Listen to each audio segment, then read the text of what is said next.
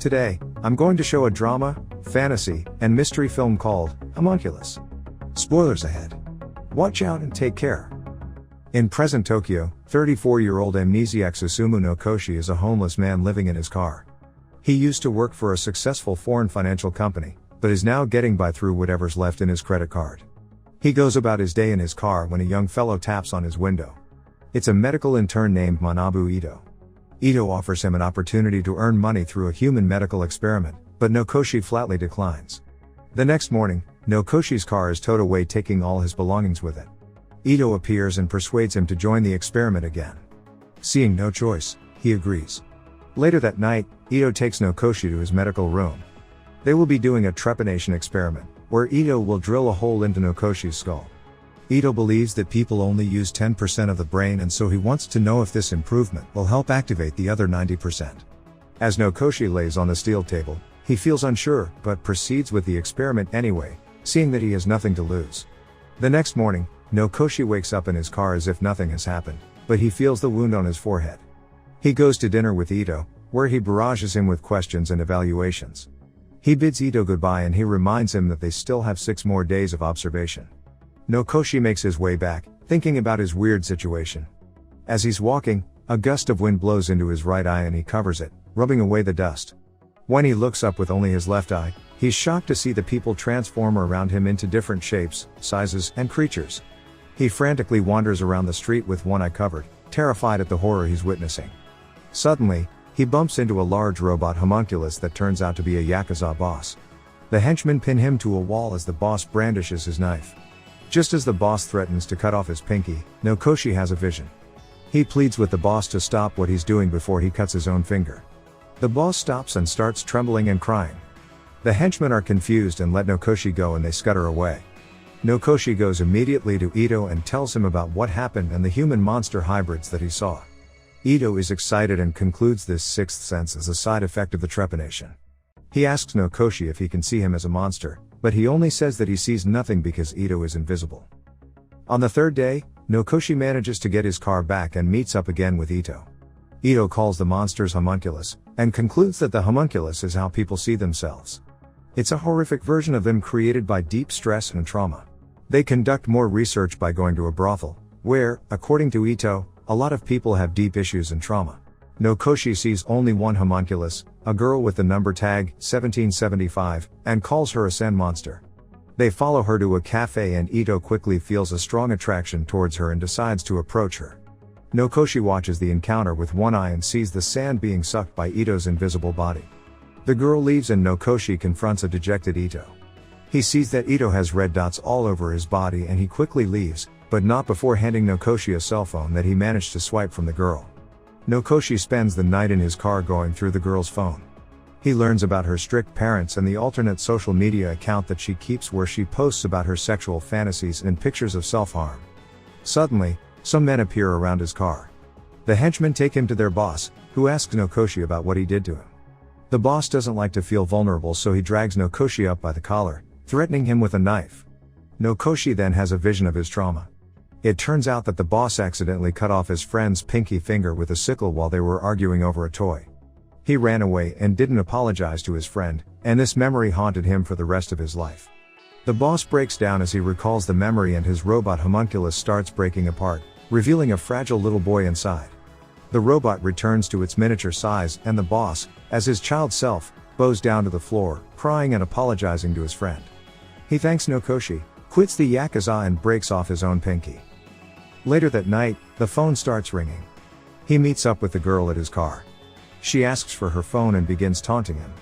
He looks at her with one eye and sees the sand monster, but as he looks closely, it isn't sand at all, but rather millions of text symbols. He soon learns that the girl is traumatized by her strict parents and uses sex to rebel, taunting virgins like Ito into giving in. But no Koshi is no virgin and he pins the sand monster on the seat of the car and penetrates her. The sand-like material starts disappearing, revealing the cuts that the girl made on her body. No Koshi tries to suck the blood out, but she stops him, sucking back the blood from his mouth frantically. The sand completely disappears and the girl returns to her normal, non-monster state. The next morning, no Koshi is shocked to see that he has absorbed the other's traumas. His hand has now turned robotic and his leg is composed of sand. He runs to the hospital where Ito interns and is asked to wait in line. He then sees a faceless woman. He falls back, shocked at her face, but at the same time, he can't help but feel like he's seen her before. Ito arrives and takes him to his examination room. He tells Nokoshi about a woman who absorbed the homunculi too and then killed herself. Nokoshi doesn't want to die seeing these monsters, so he threatens Ito to close the hole in his forehead. Ito agrees on one condition, that he tells him what his homunculus is. Nokoshi leaves and the memory of the woman lingers in his mind. He rummages through his car and finds a business card signed by one named Nanako. The memory comes rushing back to him and he remembers her from an encounter at a bar. He remembers loving her, moving in together, and just being with her. With his newfound memory, Nokoshi traces Nanako back at the hospital. He approaches her and it turns out that she has amnesia too and doesn't remember him. To help her remember, he takes her to their old apartment. Together they reminisce through their old stuff as Nokoshi fills in the empty spaces in her memory. Nanako breaks down for a moment, but Nokoshi reassures her with a kiss. Later that night, the two make love, signaling their reunion.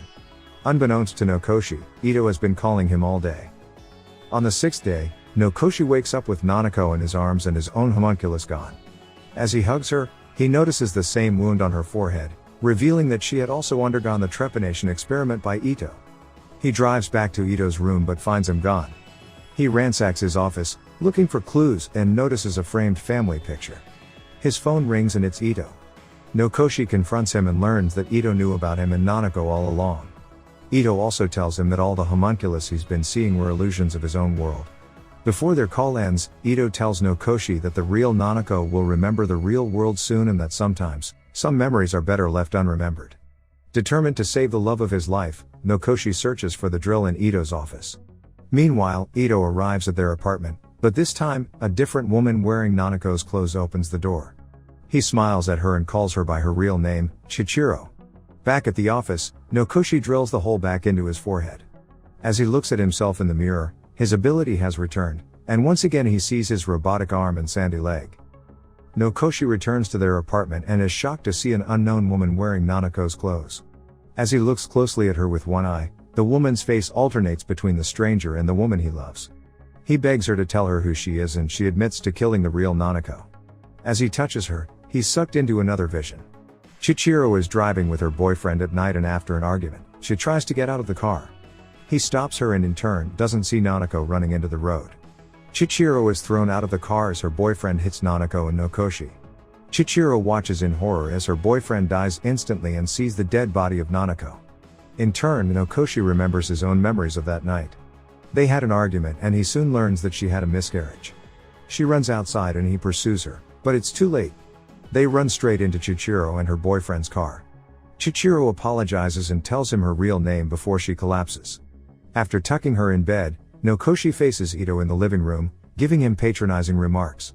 At this point, Nokoshi feels defeated. Now with Nanako dead, he literally has nothing to live for. As Ito continues to taunt him, Nokoshi finally reveals that his homunculus is water. At first, it seems like Ito's invisible, but when gets nervous, bubbles rise up from inside him. Ito is shocked and faces him, denying his accusations. As Nokoshi looks at him, Ito's water figure resembles his father and a goldfish appears. He grabs Ito by the arm and sees the visions of his real trauma.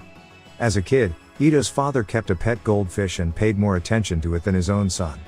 Ito is starved with love and even colors his skin to resemble scales. One day, fed up with his father's inattention, Ito deliberately breaks the fishbowl, leaving the fish to die. Meanwhile, the grown-up Ito trembles and falls to his knees, begging Nokoshi to help him, since he's the only one who can actually see the real him, and that he can finally prove to his father that he's worth paying attention to. Nokoshi tells him that it's no use, the homunculus is gone, and that they should just look at the other person and create their own world. Ito breaks down crying and despite everything he's done, Nokoshi hugs him and comforts him, understanding the pain of not being seen. On the seventh day, Ito drills hole into his own forehead and stitches other eye shut as he looks at the sunrise. Nokoshi gets together with Chichiro and even though he sometimes still sees Nanako, the homunculus is now gone.